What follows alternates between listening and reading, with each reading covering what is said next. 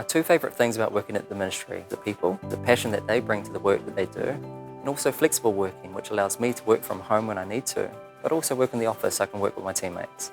You are always surrounded by really skilled people who actually care about education, about teachers, about children. It's very flexible. I'm currently at uni full-time, so I was really worried about how to balance work and uni, but my manager's been extremely flexible in making sure that I still get my hours at work, but also make it to my classes.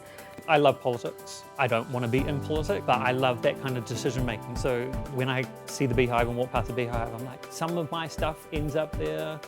One day I could have to go there for a meeting. The people that I work with are really cool. I'm so lucky that I have a great team around me. My manager's fantastic. He's always trying to find new things that I can do. Even if I don't always want to do them, they can be a bit challenging sometimes. I definitely think it's helped me get more out of it and become sort of a better version of myself just by, trying new things.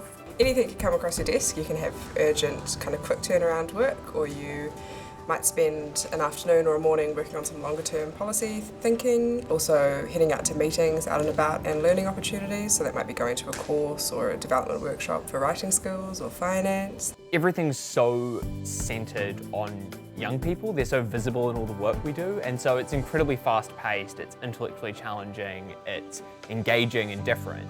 But you also always get to see the person you're doing it for at the end of the day. I love Waiata training. Baking I get to do for morning teas. Well, no day is the same.